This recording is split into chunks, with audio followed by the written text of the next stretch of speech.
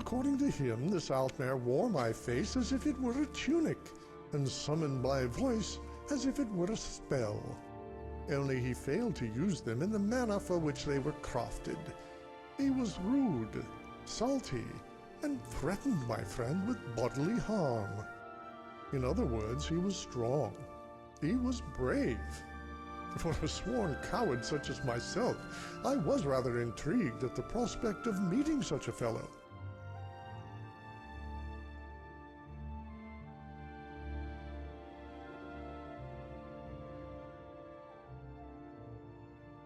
True, but my relation to this mare is more than just appearance and a slightly melodic voice. According to my friend, he is a Thalmor. For you see, I was once a part of that organization myself, before circumstances forced me to resign. Not in any combat capacity, mind you, but purely as a strategic advisor. I may have overstated things earlier, but I didn't lie when I said courage is not my forte.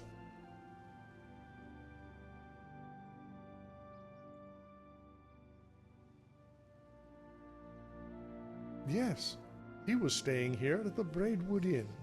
That's why I get nervous when the doors of the inn swing open. None more so than the first time.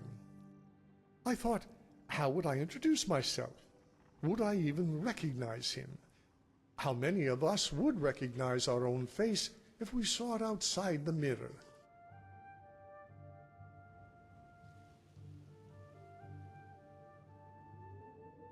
It was silly in retrospect. With the war, trying to find a Thalmor in Eastmarch is like picking your nose to wipe your bottom. So I decided instead to enjoy the ambiance. I found a table and looked up at the vaulted ceilings. All that space, and the inn still feels cozy. I was curious as to how they light the chandeliers, given how high they are, so I called the innkeeper's wife over to ask her. Yet, before I could say anything, the first words out of Idra's mouth were, "Oh, you're back. Do you want the usual?" I nodded yes, and sheepishly hid my face in my shoulders as she brought a pint of Blackbriar mead and a salmon steak.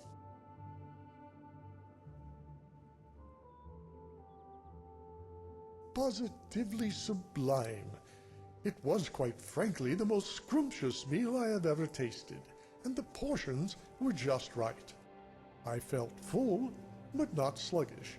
And the mead, something about the honey they use here, it was brilliant. It was then that I realized my doppelganger and I share more than just a face. I wonder if he too has a deep, inexplicable fear of owls.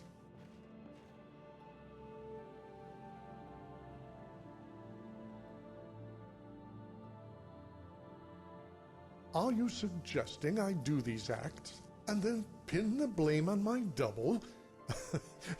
I should be careful around you.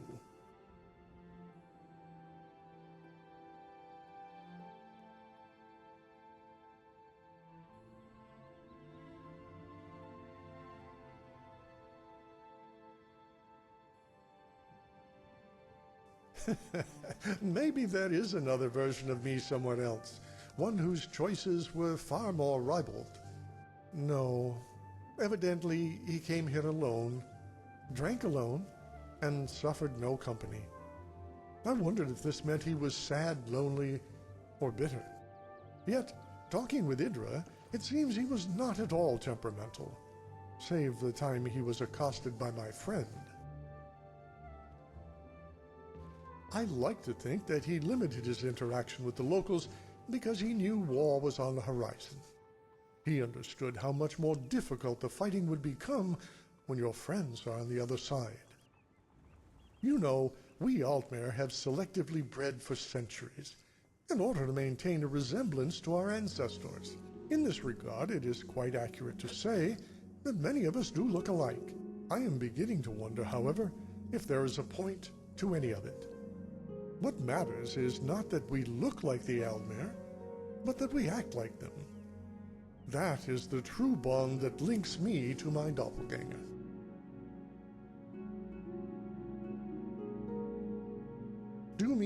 separated at birth, like in the mirror. That would be something. Berdier-Weyans is my favorite author, after all. I have always wanted a seventh brother. No offense to the 6 I already have. They are all wonderful. However, lately, I have been entertaining another theory. What if we weren't separated by birth, but by choice? What if we're the same person, having led different lives? Two Altmer of identical physical makeup, parting ways at one of life's many forks. The result is two vastly different personas, Skyrim having shaped him as much as the Somerset Isles have shaped me. I'm not sure that's a good joke to tell with women present. But don't you get it? She thought he was... It was. I imagine that's why this double of mine intrigues me so. At the end of the Great War, I was offered a great opportunity. It was a high-ranking position at the Thalmor Embassy in Sovngarde. Only I turned it down for the sake of my family. I'd start by asking him about his personal history, see where our paths diverged. If our resemblance is truly as uncanny as my friend proposed, then I'm sure he will be as eager to hear about my life as well.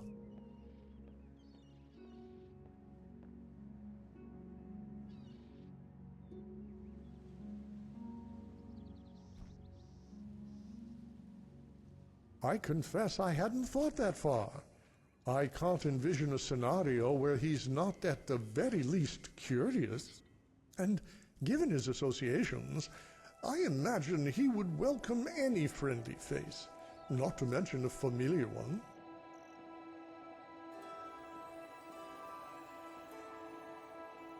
Kjeld the Younger is a feisty little child, and he often takes it out on his sister Froa.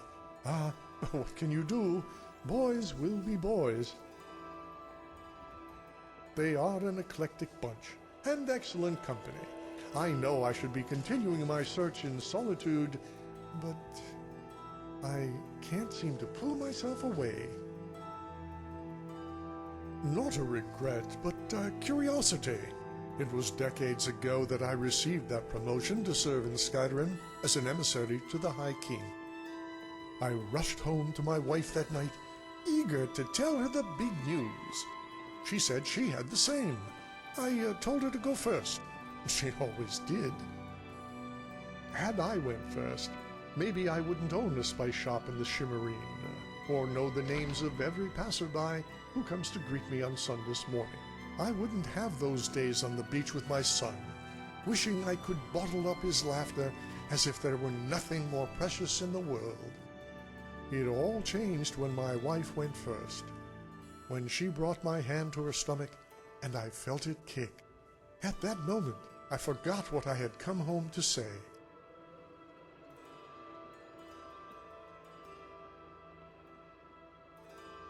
I didn't want him to grow up around war, so I left the Thalmor to start a spice business. It wasn't easy with the embargoes imposed by Hammerfell.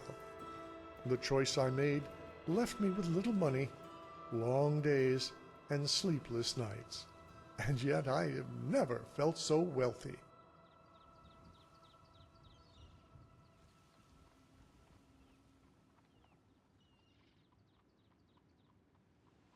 You will never endure a more frustrating, exhausting, and stressful experience than having children. Nor will you ever find one as rewarding.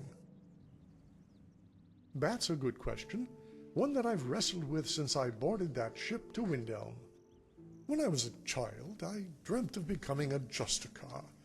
Like most Altmer children, I'd heard the tales of their heroism during the Oblivion Crisis.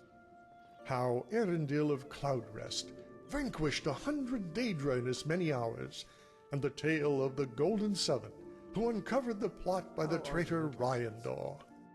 My skills in combat, however, relegated me to a life dreaming of battle as opposed to participating in it. Well, that's the good and the bad of it. Yet, my passion for the subject was such that I sought other avenues. I trained to become a master tactician, be the playwright instead of the actor. Only life intervened. I knew I couldn't raise my son in a foreign land, and I could never abandon him the way my father abandoned me.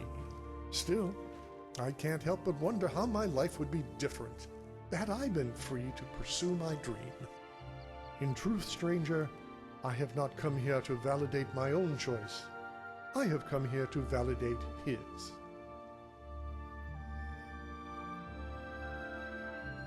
Do you mean separated at birth, like in the mirror? That would be something. Berdier-Weyans is my favorite author, after all. Farewell. What is it? How can I help you? If you... All this talk of dragons is making people antsy. Nonsense.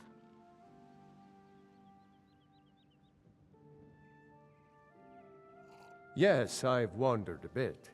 Legend said... Of course, there's another story of Lena losing the family shield in a different cave. So it depends on who you believe. According to my grandfather, at least.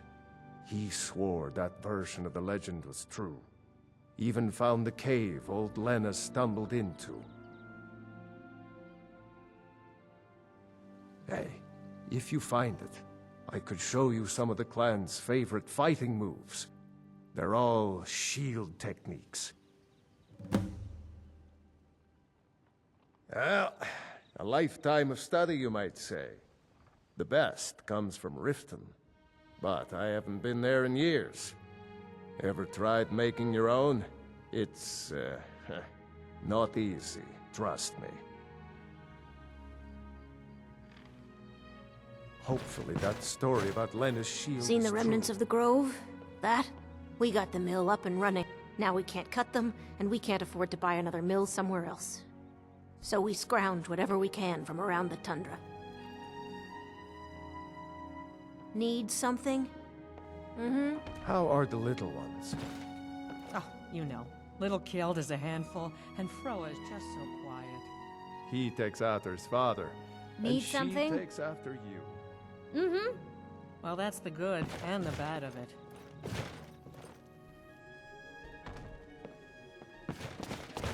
Poor Rogi. If you're feeling charitable, buy the Nord mead. He's good for it.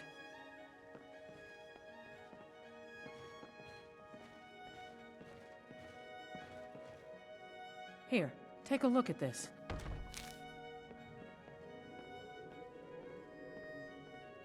He's been in Kynesgrove forever. Great storyteller. Keeps everyone's spirits up. Owes me a lot of coin for drinks. I keep telling him not to worry about it, but he's got the stubborn Nord blood. Damn fool doesn't have the coin to pay me back, so he just beats himself up over it, and then he gets thirsty and it cycles all over again. If you could convince him that I don't care about his tab, it'd certainly make me feel better.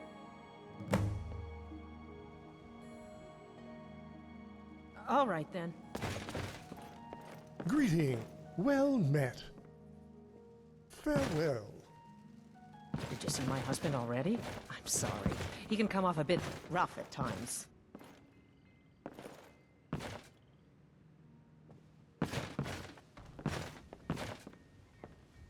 I hope... Well, this is really quite a nice town when you get down to it. Just look at the view. Drink for the thirsty, food for the hungry.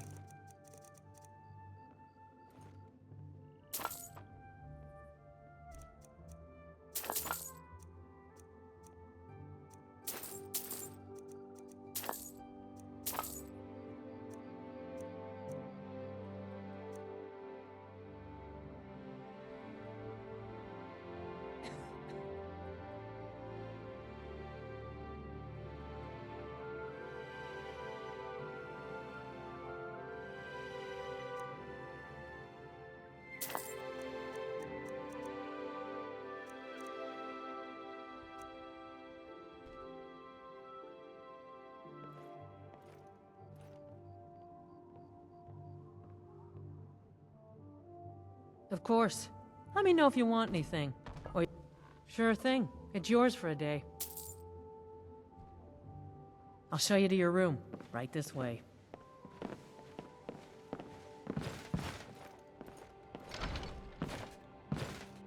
Got some nice...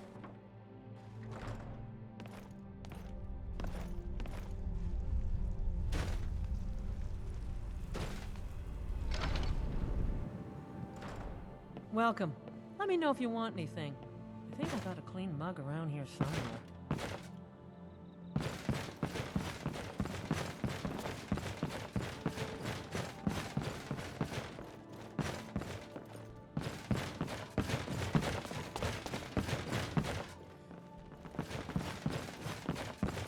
Well, this is really... Are you joking? You just rented a room from me. All right, then.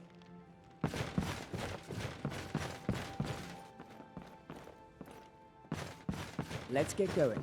How are the little ones? Oh, you know. Little Killed is a handful, and Froa is just so quiet. He takes after his father, and she takes after you. Well, that's the good and the bad of it.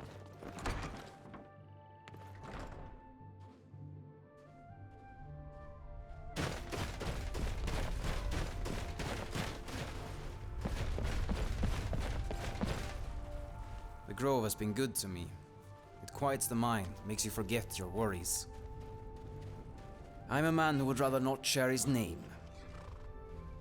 Because I am a man who fought on the plains of Whiterun.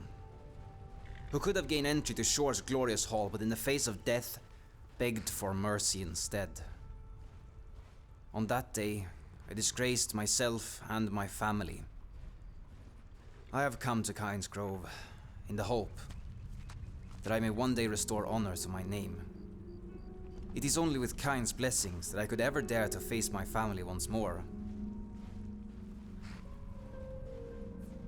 Until next time. The Hall of Kyne is much larger than I thought it would be. I am a hunter. Or, well, I strive to be. It's a tradition. In my village, we are all expected to go on a pilgrimage. We honor the ways of Kyne and only take what nature provides us. It is near Kyne's hallowed grounds where we can learn best from her guidance and eventually gain her favor.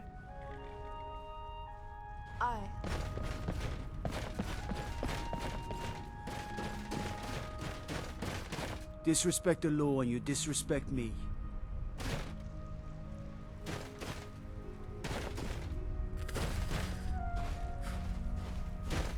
What is it? Just my luck, stuck in the sticks here.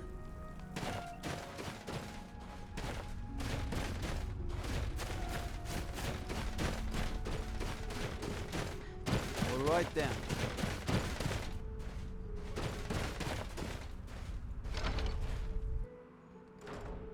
Come on in. Just stoke the fire. Take a seat and get the cold out.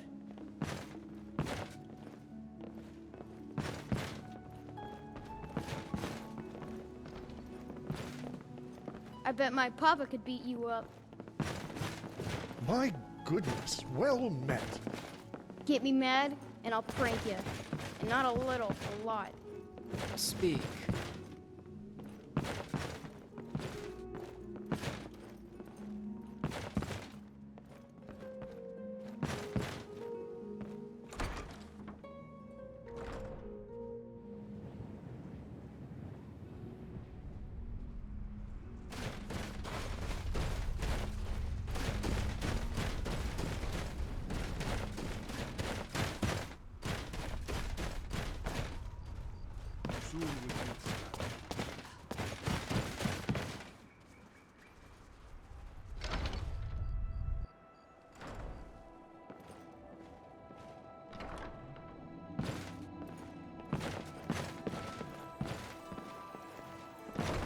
What can I do for you, friend?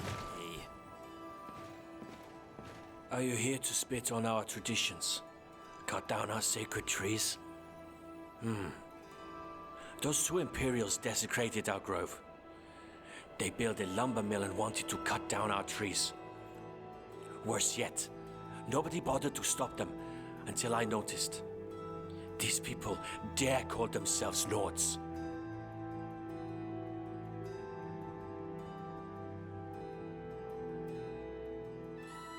That I do. I am part of an ancient sect called the Keepers of the Grove. We tend to the grove and follow the old ways of Kain. There are 2 brothers and a sister of mine, but they left. Why do you think they joined the Stormcloaks? Look around you. Have you seen what has happened to our religion? To Kain? Nords are the sons and daughters of Kain, and yet the temple at Whiterun would rather call her Kinnereth. Kinnereth is nothing more than a mockery of our goddess. Sure. What would you like to know?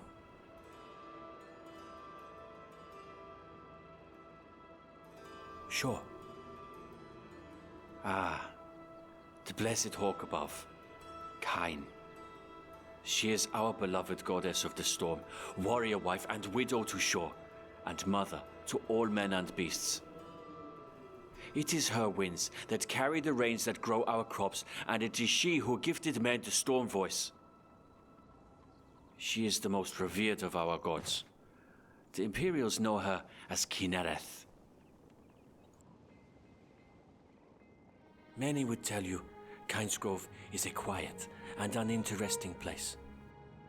A little mining hamlet where every evening folk gather at the Braidwood Inn to drink their sorrow away. But to me, it is the most beautiful place in Skyrim. These ancient and hallowed lands are dedicated to our goddess, Kain. In the Grove, some come to find peace and quiet. Folk ask for fair weather, and warriors pray for strength in battle. But I come to listen. To listen closely to the goddess's whisper. When she speaks, the leaves dance to her tune, and the pond becomes a roaring sea. Until next time.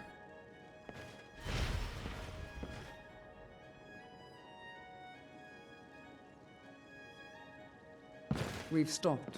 What is it?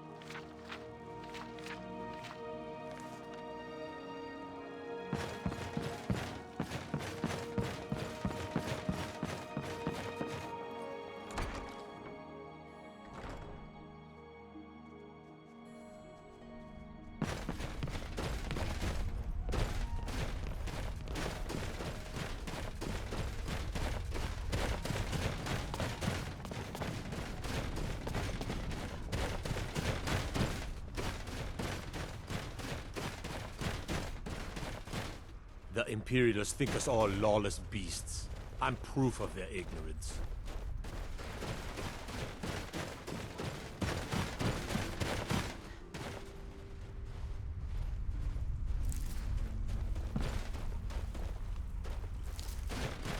Damn faithless Imperials, every one of you.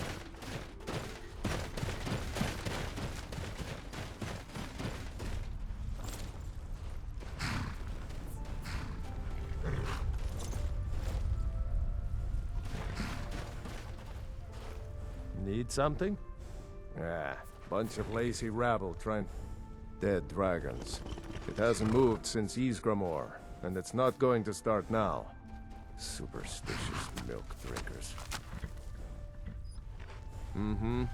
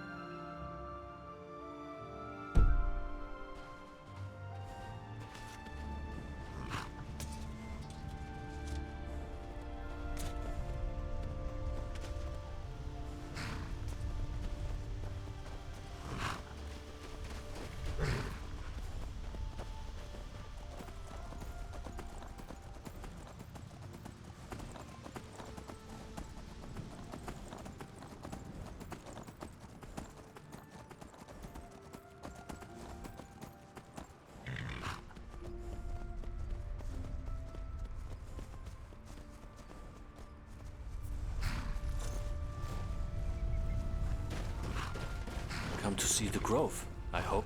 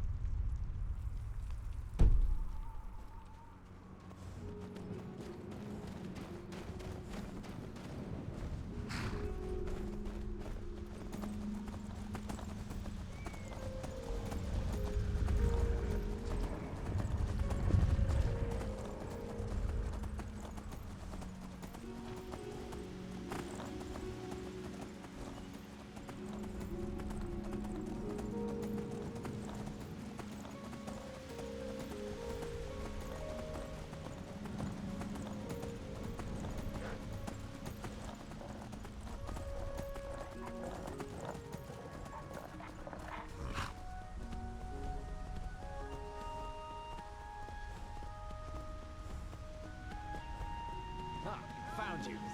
Someone do something.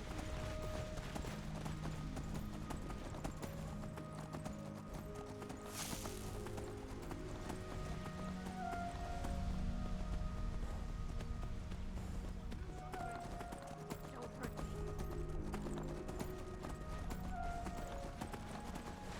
Come along, no more stops. We need to find our way to Solitude. Why are we even going to a wedding at this far-flung end of the Empire anyway? I told you, it's the wedding of Victoria Vinci, an extremely well-connected merchant with the East That's- Empire huh? Company. The Emperor's cousin. I'm getting out of here. Hopefully these gifts... Don't bother me, peasant. I've had a long journey and paid too much coin on these gifts to be late to Vittoria's wedding. See you. I can do this all day! Indeed, if we ever get there. You're mine.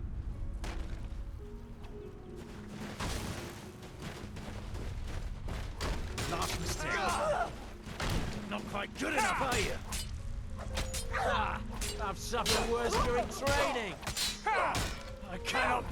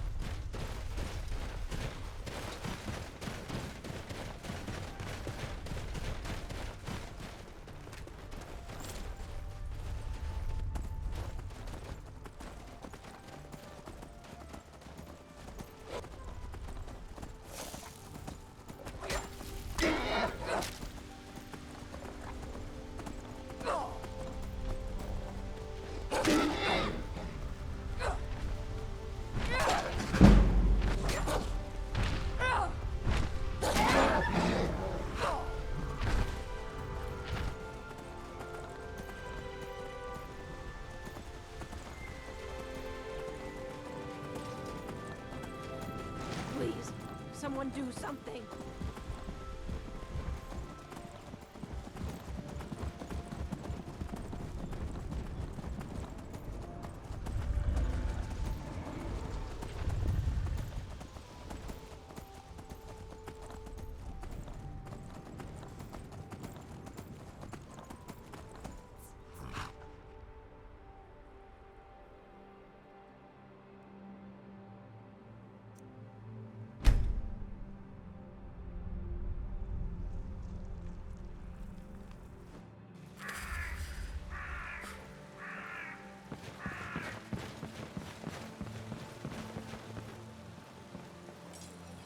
Yes?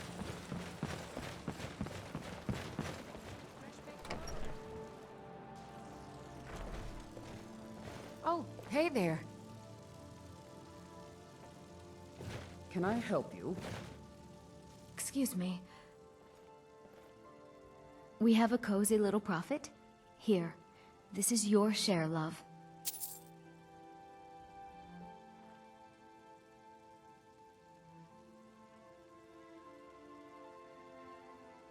Here, this is fresh. I'll have another meal ready tomorrow. Good place to rest our weary bones, isn't it? Oh, a bit of this and a bit of that.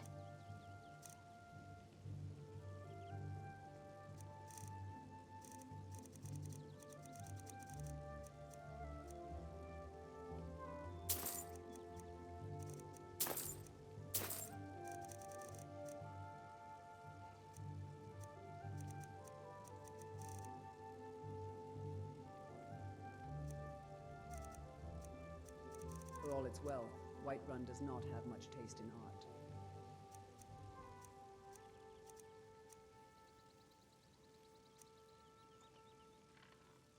Keep yourself safe, my love.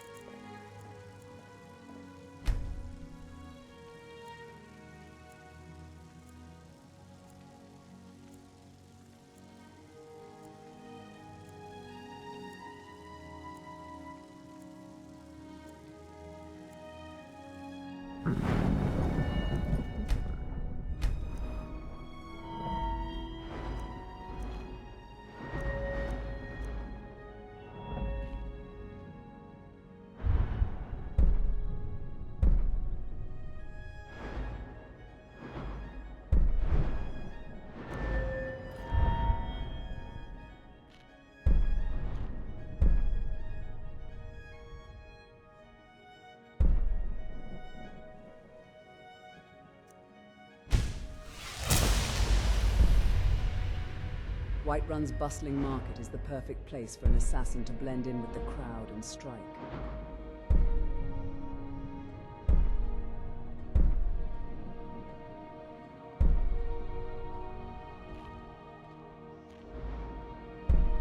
Whiterun hides behind its illusion of safety, but its walls will one day crumble.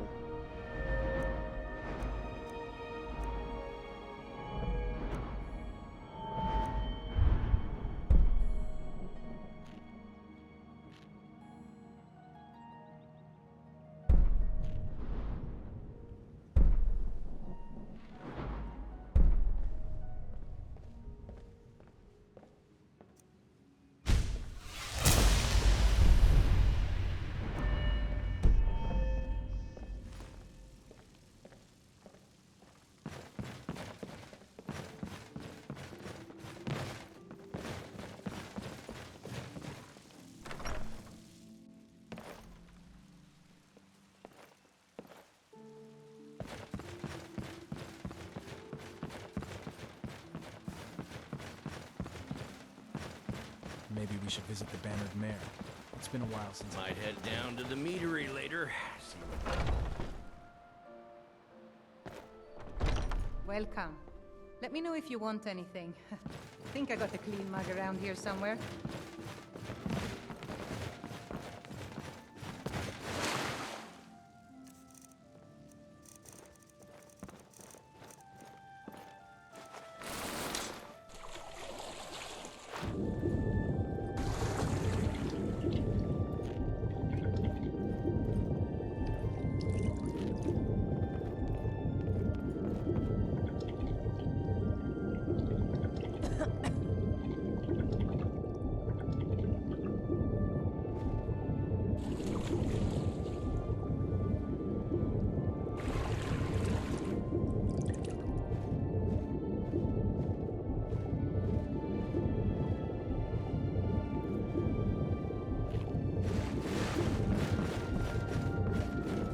Stop. What is it? What the?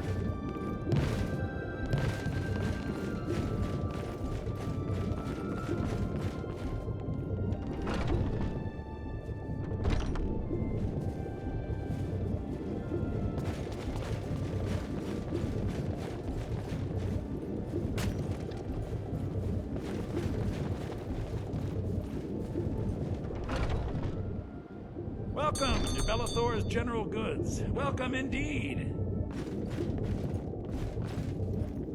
Everything's for sale, my... course.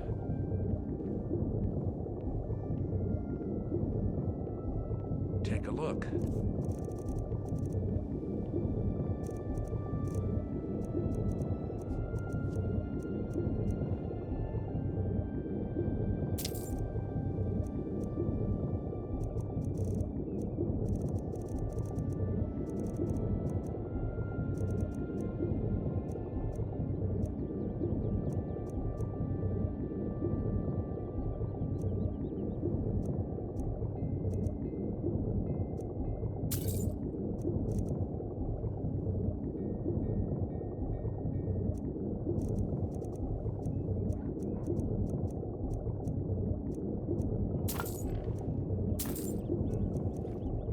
You looking for something?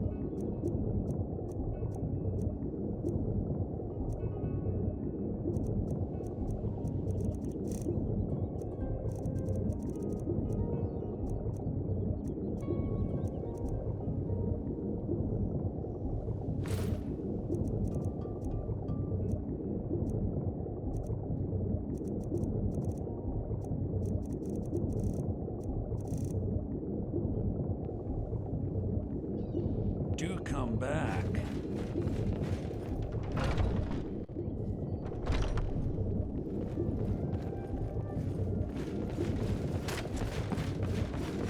I've been looking for you. Got something I'm supposed to deliver. Your hands open. Let's see here. I have a letter here for you. Looks like that's it. Got to go. Riches beyond imagining. I found these words inscribed in ancient dwarven ruins in the Reach. I believe they mark the entrance to a forgotten city. My brother went in a few days ago and hasn't returned.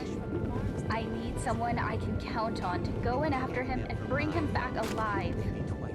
I've heard great things about you, which is why I'm asking for your help. I'll be waiting for you in the ruins. Please hurry. And remember, riches beyond imagining. Cassia.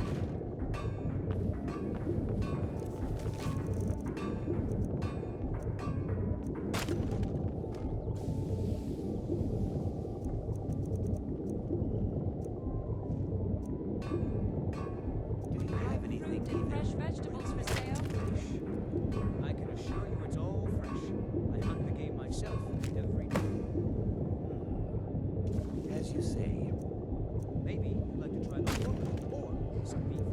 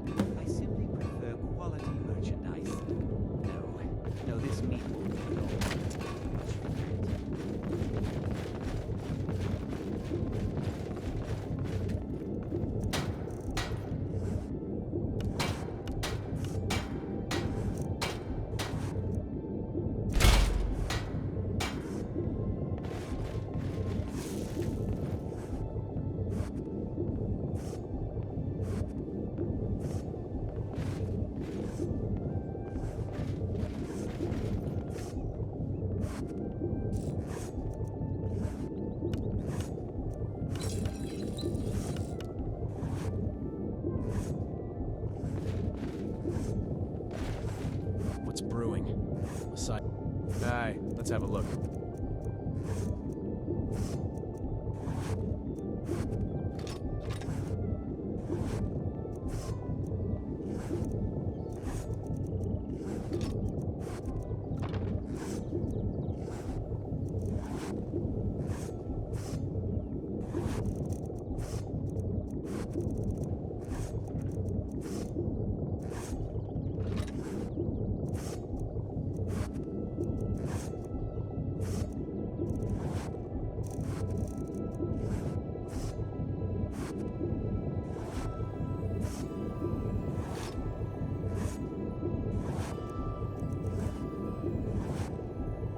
Well, nothing too heavy or useless, okay?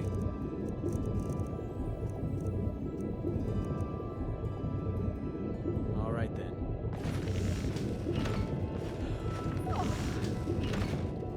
Can I help you? Take a look.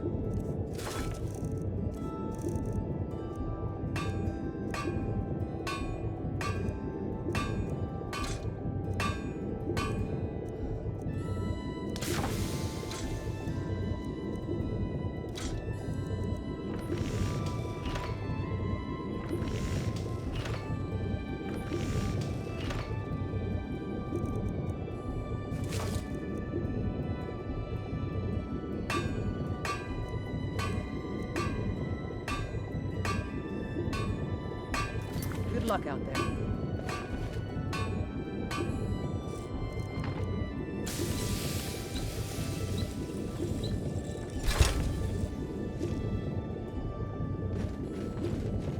What can I do for you? Looking to protect yourself or deal some damage?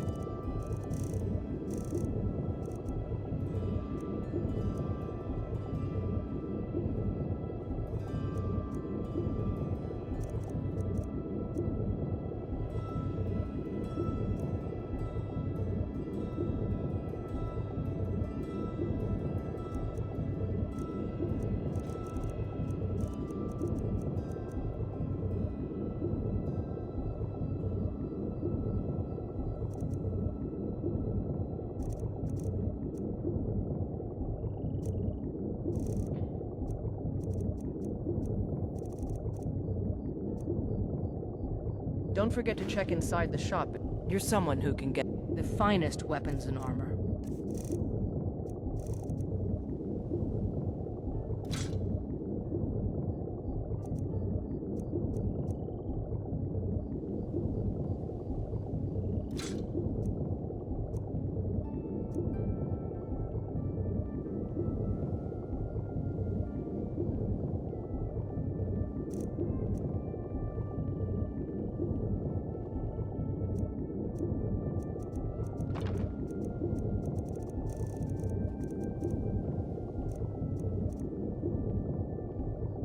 Thanks for the business.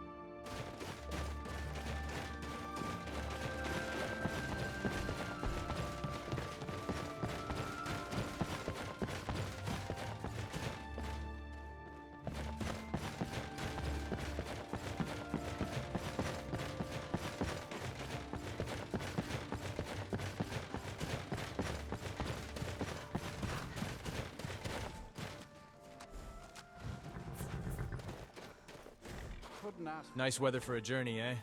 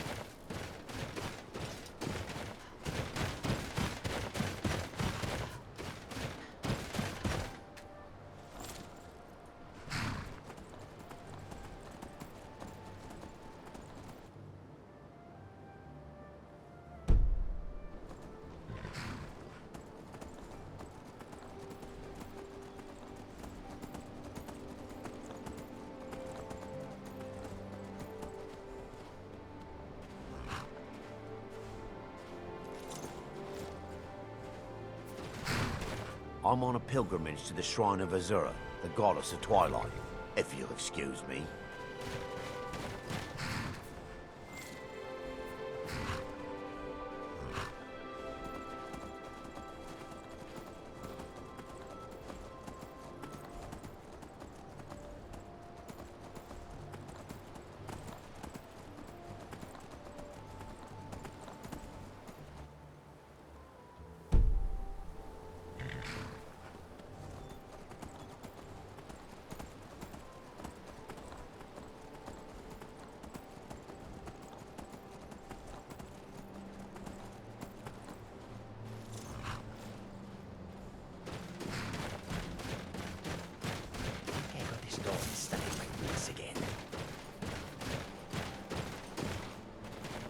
This one needs something? Think you can steal from me? Don't hurt me!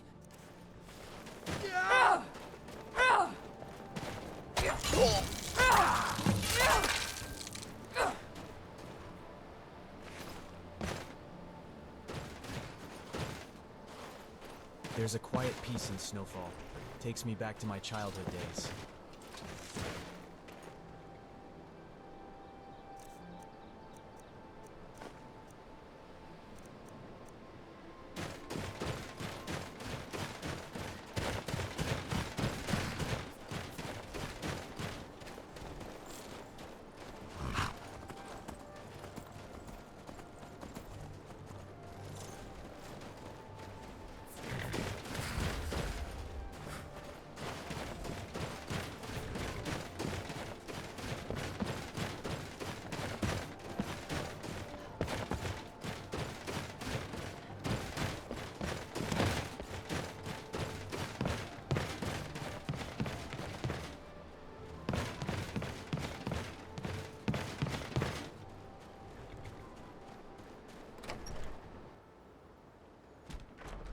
Come on in. Just stoke the fire. Take a seat and get the cold out. We've stopped. What is it? Why are you speaking to me? Yes? You see any other inns around here? Where else would I go to drink? Need something?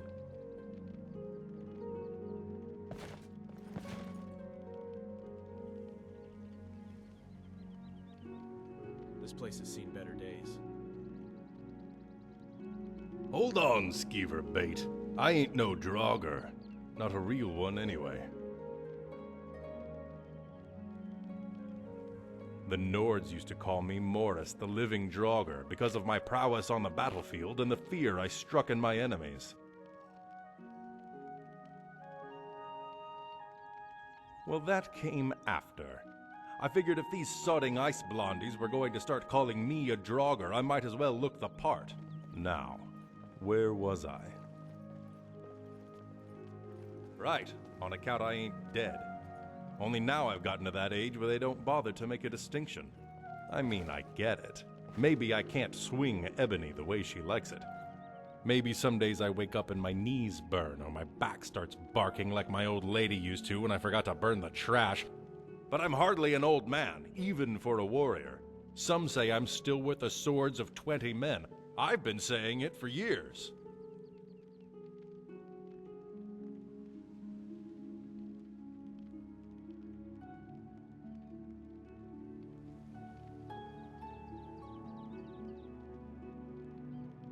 I suspect you're right. None of these bedwetters would dare mock Morris the living draugr to his face.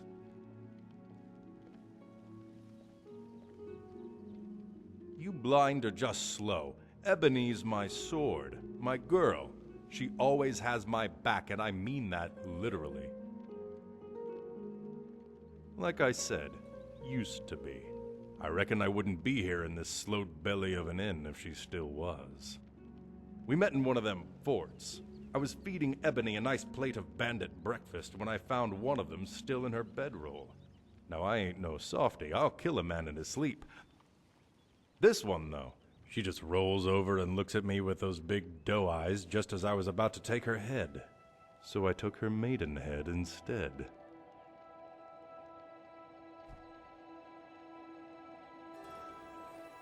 Next day, we went to the chapel in Riften and got Marta's blessing. The priest asked me if I'd love her now and forever, and I was too much of a coward to run. Not quite.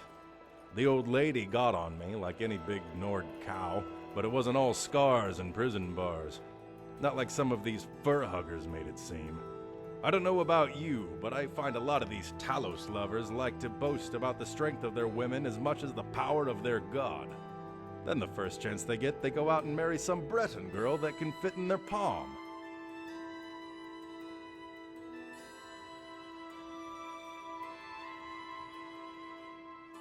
I stuck by my old lady. Reckon half the time she deserved it, and the other half she needed to let it out just to keep her head straight. Ain't easy giving up a bow and arrow for the kettle and broom.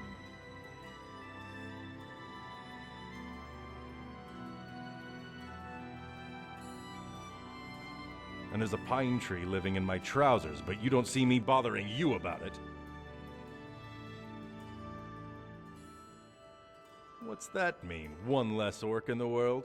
Excuse me if I don't go to my room and sob to death. I'm sure he's down in the cellar, just like Hadring says, or out on the pier. And if he ain't, well, nobody's gonna miss him. There's a cellar door that leads to the back of the inn, and if he passed through here, I was probably too drunk to notice. They call the area west of here the White Shore. I call it the place with trees and snow. All right, then. Make it quick. In a word, it was her father. I know that's how it usually is, but approval was one thing this bootlicker didn't lack. No, if anything, he approved too much. Thing is, before I came riding in on my white horse, him and the old lady weren't exactly on speaking terms. Us tying the knot changed that. As far as he was concerned, I was some dashing milk drinker who came and rescued his princess like in them stories.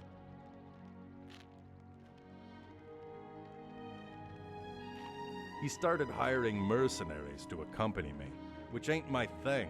Morris, the living Draugr, doesn't work with hired thugs.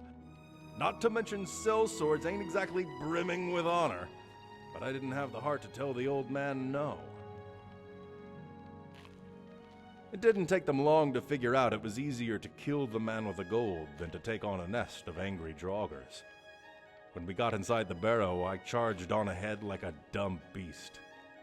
It wasn't until I was halfway through the dungeon that I realized the yellow bellies had locked the door behind me. I ain't no good with locks, so it took me all night to get out the back way. By the time I got home, both the old lady and her father were dead.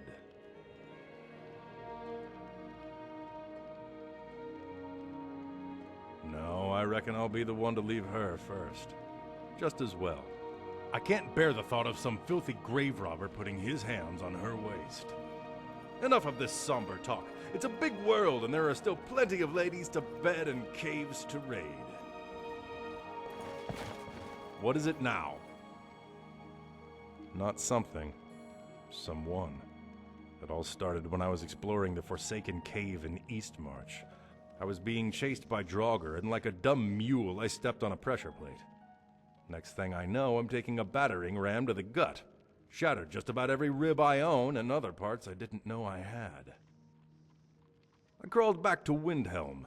Lay in bed at Candlehearth Hall for 2 straight days. Couldn't even breathe without pain. Then I get this message from an urchin. Said Orthus and Dario wanted to see me about a job. I told him to go screw. The next day, Orthus himself graces me with his presence. I tell him again to go screw. Said I'm too tired to be running his errands. Orthus says it's a milk run, a training exercise for new Legion recruits. They were escorting a minimum security shipment to Solitude. All I had to do was show the little cave rats what to look out for. They'd even be another senior soldier from the, what do you call it? Pennius Ocularium? Hey, my ancestors were Colovian. We founded the Legion. It's the Nibonese that made up all the little titles and rituals.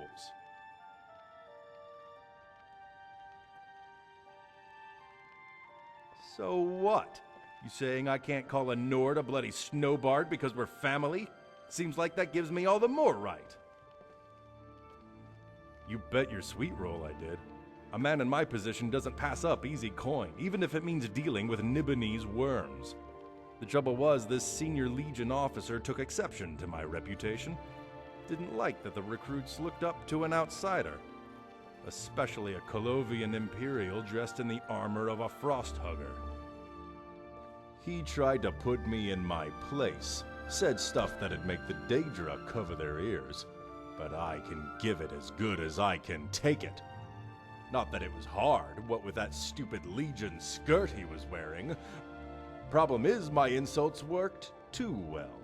See, we were just up the road from here when we got ambushed by a snow bear. Uh-oh is right. Instead of trying to show me up, this Legionnaire coward gives way, forcing me to take the lead. I swear this bear came at me like I killed its sister, and I couldn't even lift Ebony over my head. The weight and the pain dropped me to the ground. Now, I ain't no lily liver, but sometimes a man has to swallow his pride and ask for help. If only I asked. Instead, I looked back and screamed. Funny thing is, the officer, even the recruits, they were all laughing. I was so hysterical I didn't even notice the stupid bear was licking my face.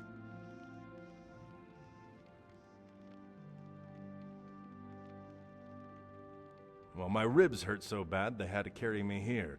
All the while, this Legionnaire has a grin on his face like an open wound. Not a week later, and there isn't a bard in Skyrim who isn't telling the tale of Morris the Draugr and the bear who pitied him. I never see this orc everyone keeps muttering about. Maybe he opened his trap once too often and got himself killed. Or worse, he's sober.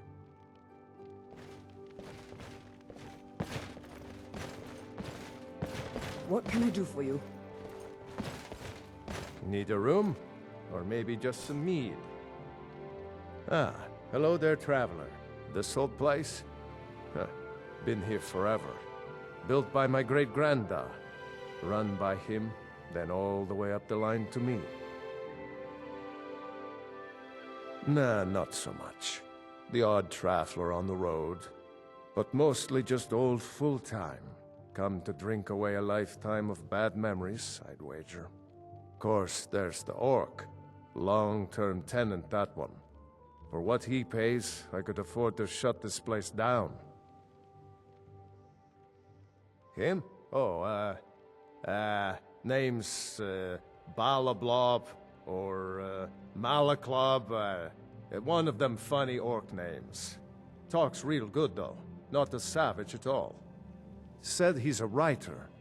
Don't know what kind of job that is, but it must earn him some pretty coin. He's paid up for the next few months. He mostly just hangs about. Goes down to the lake, sometimes samples the stores of wine in the cellar. Man can do whatever he pleases, far as I care. Have you seen Full-Time Sword? It's one of the Makaviri things. You don't think... Think what? Here, take a look at this. Some of the Jarl's men came by and left this bounty letter. Very long.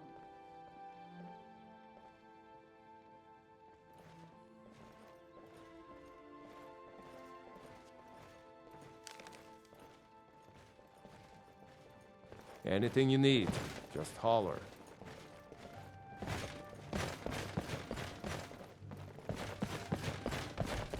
Something I can get for you? Sure thing. It's yours for a day. I'll show you to your room. Right this way.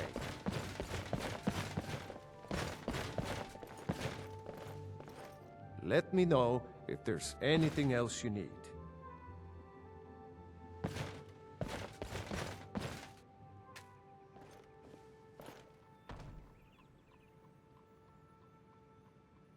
Something I can get for you?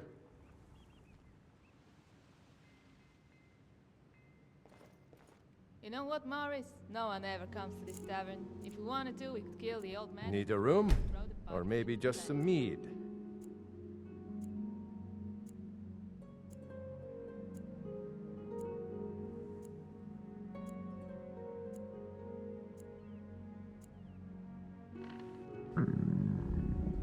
And then what? Sell the ale to horkers?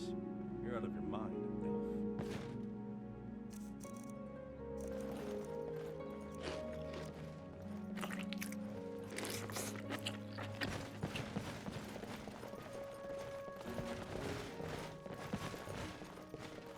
Speak up already.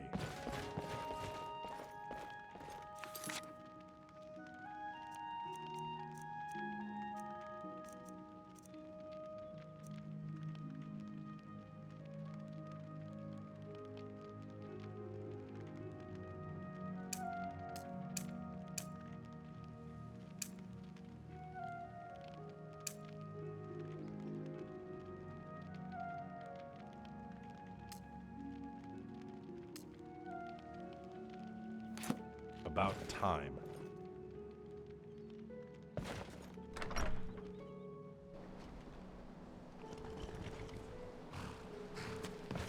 What can I do for you?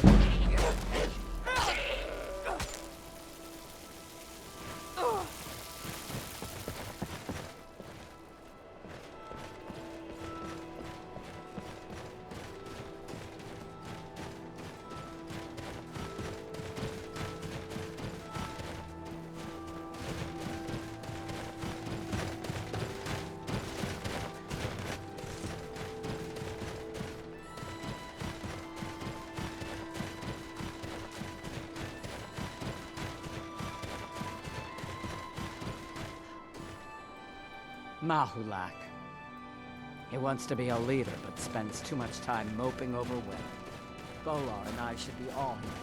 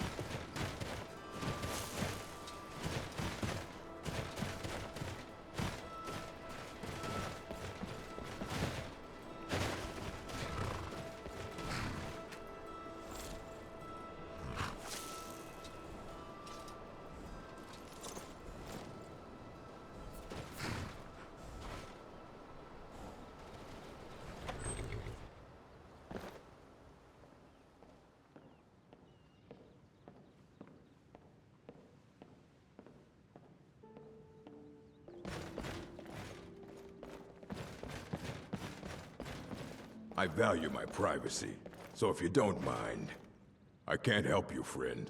Talk to I value my privacy, so if you don't mind.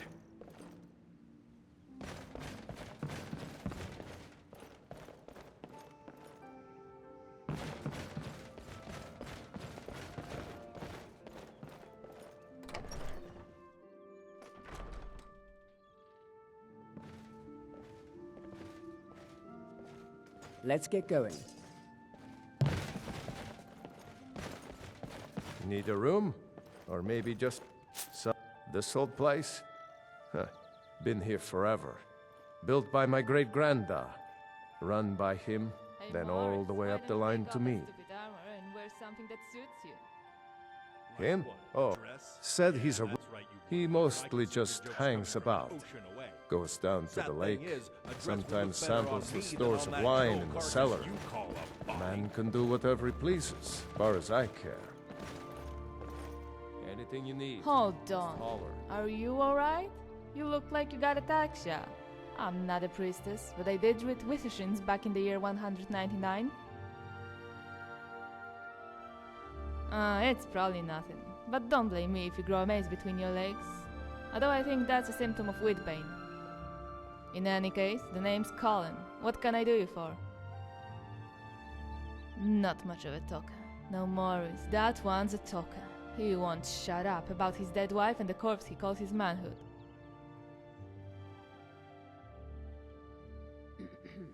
Well, he's got his moments. I come to this inn and first thing I ask Hadring is, what you got to drink? And Morris says, I hope you like piss. Poor Hadring. His swill ain't so bad, but with these socialist drinkers around, spreading gossip like a midwife, it's no wonder this inn is so dead.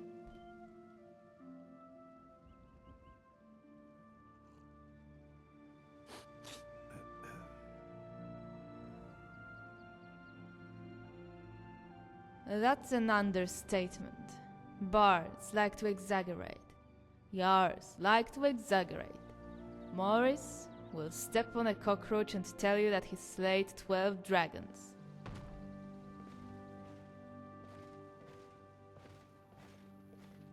Well, this is gonna sound pretty stupid. Because it is. It's pretty much the stupidest thing in the history of stupid ways a person can answer the question, what are you doing, stupid?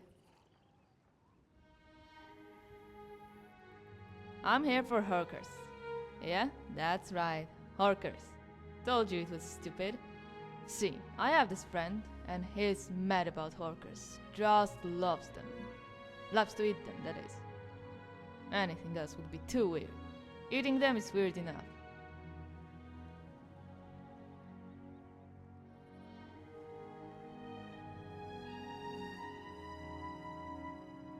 Oh, probably right.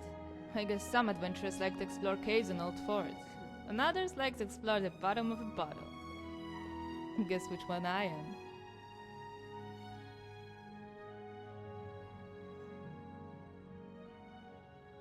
Right, so, one day we're at some inn and he's gobbling down the slop while I'm gobbling down the ale.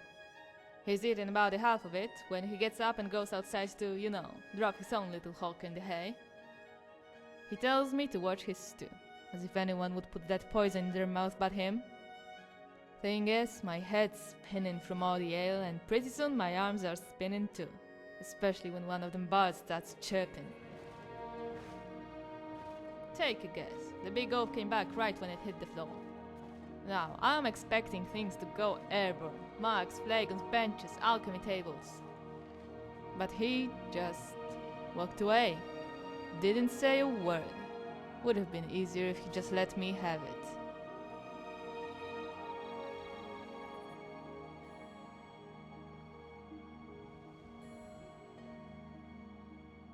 That's right. Heard they got a bunch of real fat ones by Lake Yorgrim. Figured they'd clubber a few and bring them back as a peace offering. Good point. If I really wanted to show the big oaf I cared, I wouldn't have just any old hawker.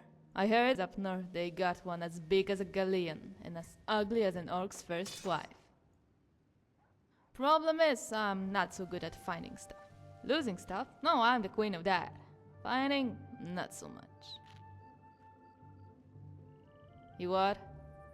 Are you serious? By Morris's cheese breath you are. Well, far be it for me to talk you out of something stupid. Now, the Horkers here are too small. But Hadring says there's a Horker so big it sunk an entire ship somewhere up north. They call it a brine hammer. We should head on over there. You can take the lead, seeing how excited you are to do this. I'm more of a follower anyway.